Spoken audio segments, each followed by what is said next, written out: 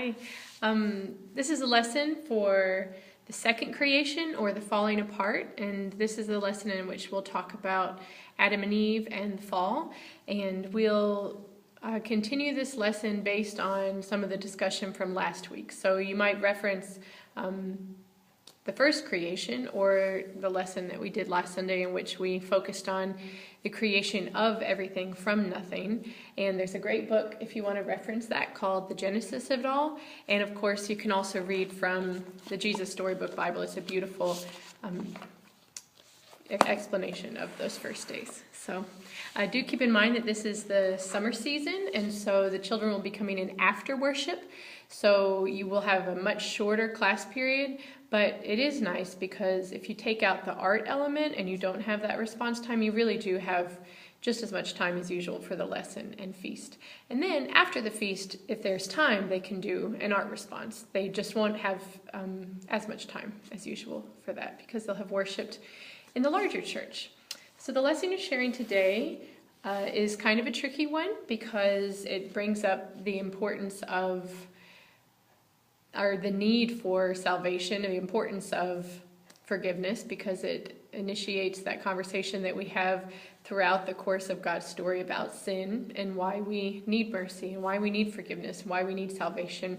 But it can be difficult for the children to wrap their heads around because it's such an overt temptation, illustrated in the story with the serpent directly asking them to go against God, and temptation isn't always that simple, as we all know. So there may be some good questions that come up, and I can definitely attest to the fact that some great questions came up during the last lesson with regard to creation. So if you have any worry about how to respond to something, definitely pull me out of the classroom to help out, or Christine as well.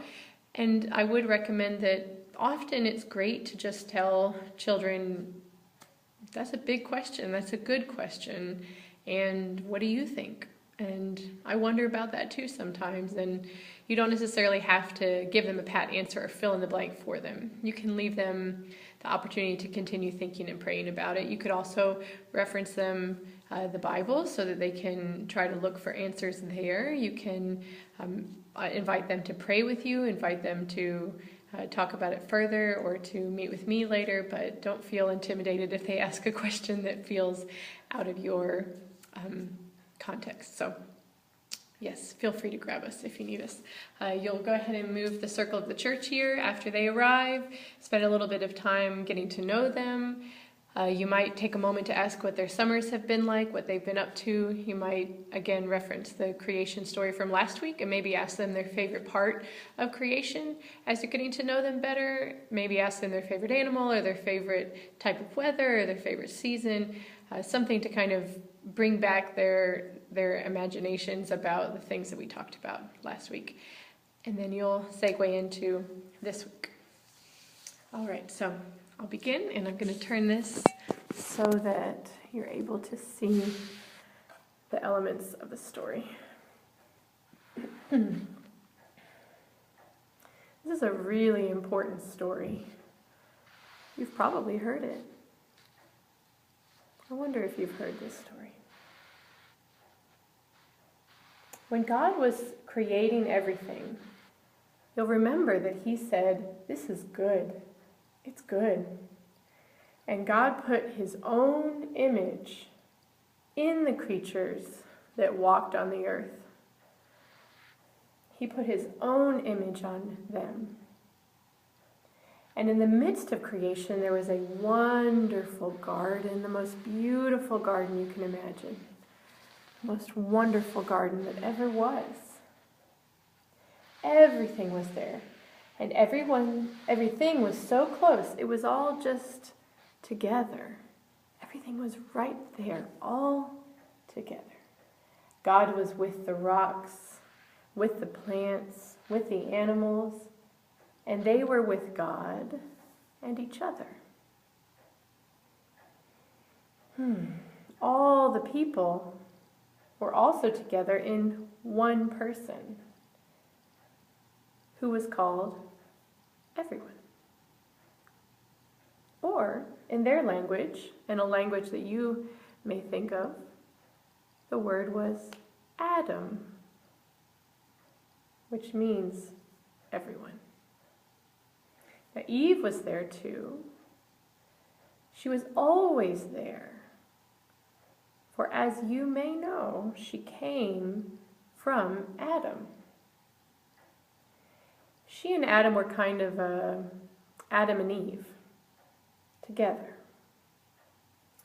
Now, there in the middle of the garden grew 2 trees. God had told Adam and Eve that they should not eat fruit from these trees.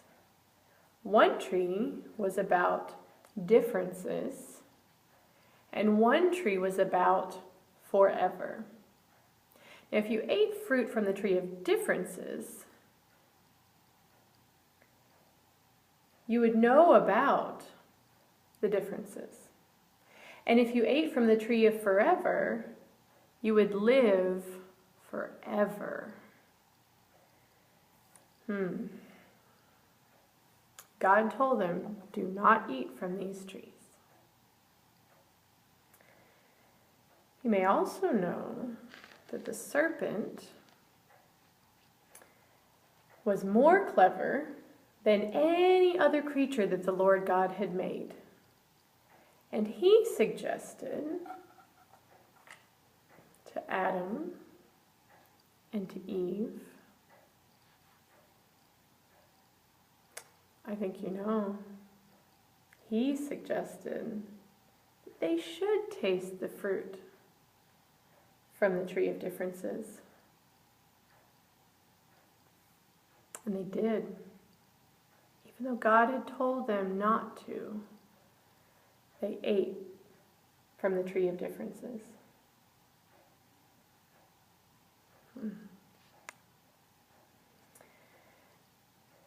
Adam and Eve ate from the tree of differences, and things fell apart for them. Things fell apart. They became Adam and Eve, not together the way they had been.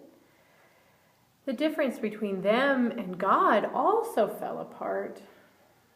And the difference between good and evil, it fell apart.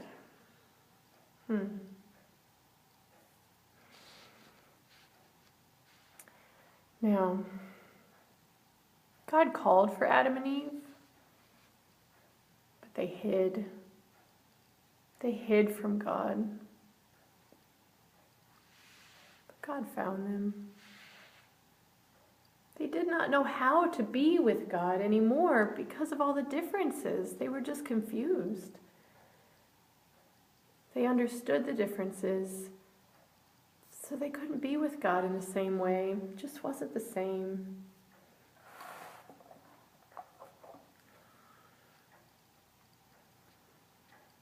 You might have heard of this fruit that they ate. You might have imagined that maybe it was an apple or a pomegranate, something like that. Now, we've mentioned a few of the differences, but suddenly there were many differences. The difference between Eve and Adam. The difference between close and far. The difference between low and high. Things just weren't together anymore. The difference between good and evil. Even the difference between God and people.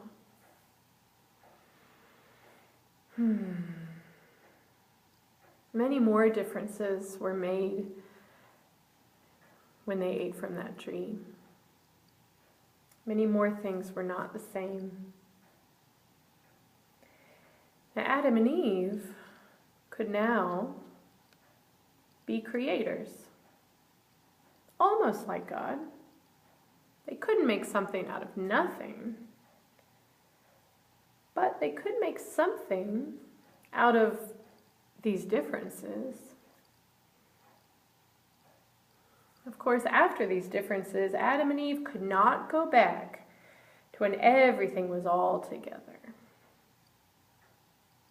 They couldn't go back because now a mistake had been made. Things had changed. Things were going to be different. Things were going to be apart. Because once they fall apart, you can only move forward. You can only keep going. So that's what they did.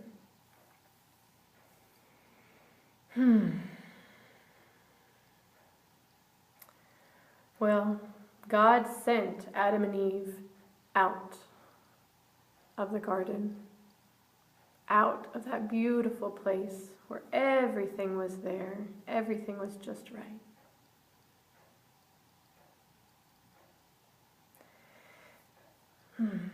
After God sent them out of the garden,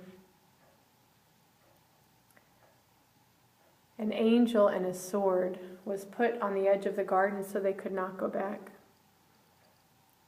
keeping them out, keeping them separate. They couldn't go back. They could only go forward. Now God went with them on their journey. He was still with Adam and Eve. He still loved them very much. He was with them to help them be the best creatures they could be. And to be with Him in this new way, and to stay with one God despite the differences.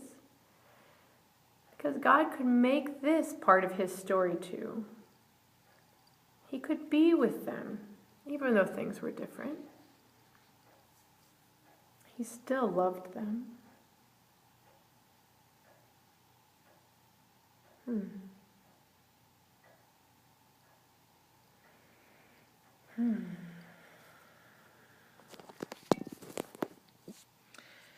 Now I wonder what this must have been like for Adam and Eve.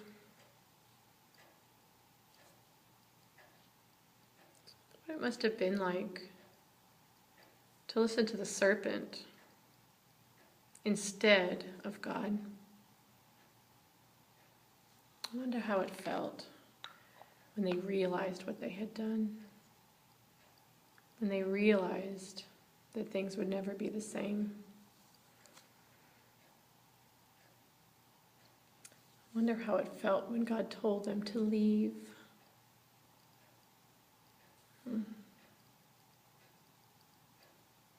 I wonder how it felt when they hid. When they tried to hide from God. How did that feel? I wonder how it felt when God found them.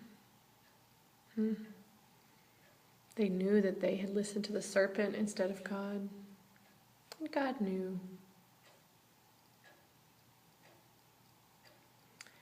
I wonder how it felt to have God with them anyway, despite the differences.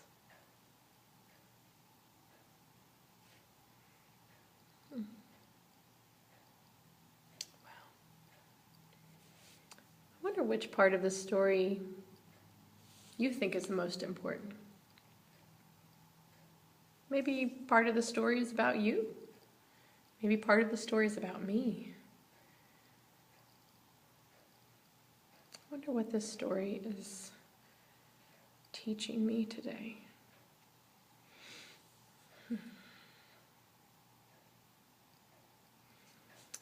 All right. At this point, you probably will just have enough time to go ahead and light the candle, the Christ candle, and read from the Jesus Storybook Bible. It's called, the story today is connected, of course, with Genesis, but the story in the Storybook Bible is called The Terrible Lie. And definitely take a moment to do that first, just so you don't run out of time, and then you can move on to feast, and if time allows, onto an our response worship time. So, all right, thank you so much. I hope this is helpful. Bye-bye.